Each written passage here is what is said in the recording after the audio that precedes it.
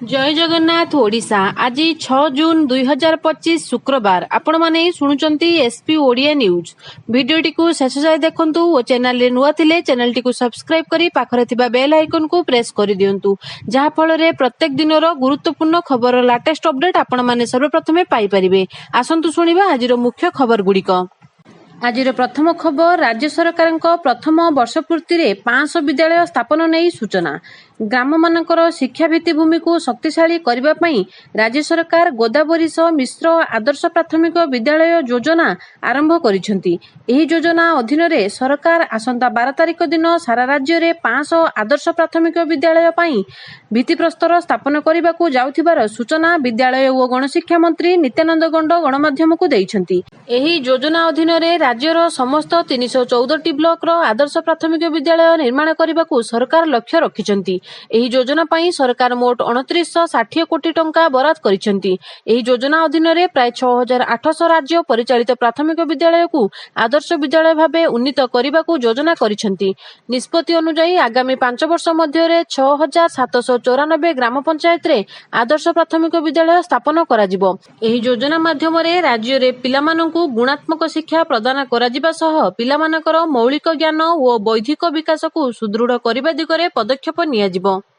परवर्ती खबर आगकू प्रचंड ग्रीष्म प्रवाह सकाळे खरा अपराह्न वर्षा कालबैशाखी वर्षा नहीं पाणीपाग विभाग सतर्क बाणी। आज 11टी उपकूल जिला को कालबैशाखी वर्षा नहीं सतर्क कराइछि पाणीपाग विभाग। सेपटे आगकू ग्रीष्म प्रवाह संभावना। राज्यर विभिन्न जिले में बढ़िपारे तापमात्रा गरम गुळुगुळी सहित बहिपारे झांझी पवन। जून 7 तारिख पर राज्य में केतेक स्थान में 42 डिग्री छुईपारे तापमात्रा। 15 तारिख पर बदली पारे पाग बंगोपसागर में सृष्टि होई पारे लघुचाप एभली किछि पूर्वानुमान करिसेंती पाणीपाग विशेषज्ञ। परवर्ती खबर जून रे सरिबो राशन कार्ड पई ई केवाईसी। चलित जून रे सरिबो राशन कार्ड पई ई केवाईसी जांच। ए नै गुरुवार खाद्य जोगाण मंत्री कृष्णचंद्र पात्र सूचना दैछंती। मंत्री कहिसेंती एबे सुधा 20 लाख लोक ई केवाईसी करि नाहांती। प्राय 95% लोक ई केवाईसी करि सारिछंती। जून रे अवधि सरिबा परे अयोग्य बाद पड़िबे।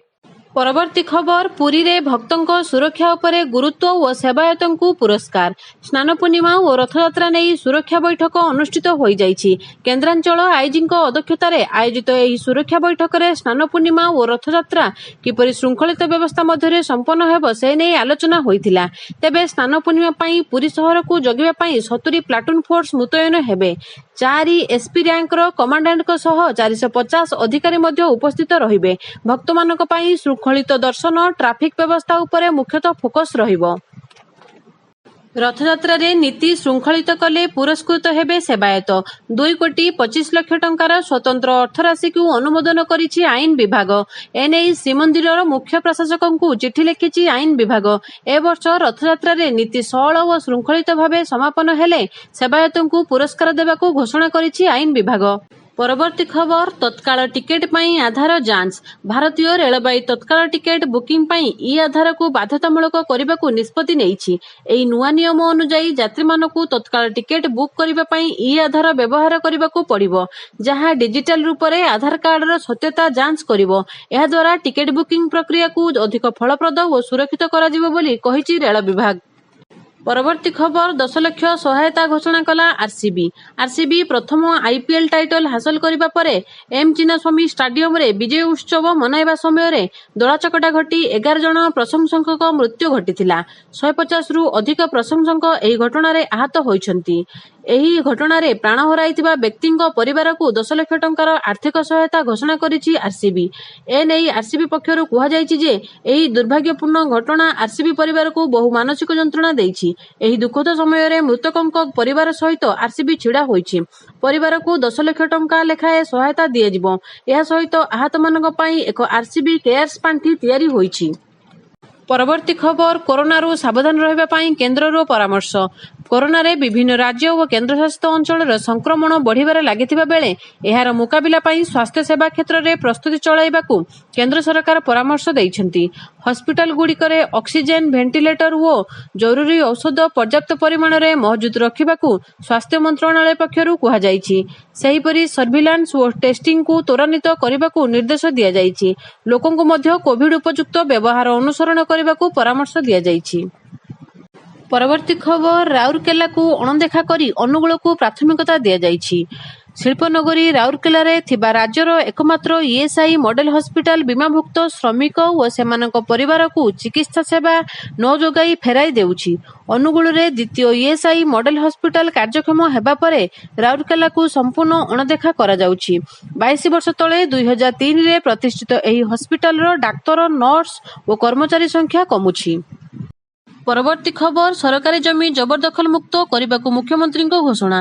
ଶାସନ ପ୍ରଶାସନ ବ୍ୟବସ୍ଥାର ତହସିଲଦାରମାନେ ହେଉଛନ୍ତି ରାଜସ୍ୱ ପ୍ରଶାସନର ମେରୁଦଣ୍ଡ।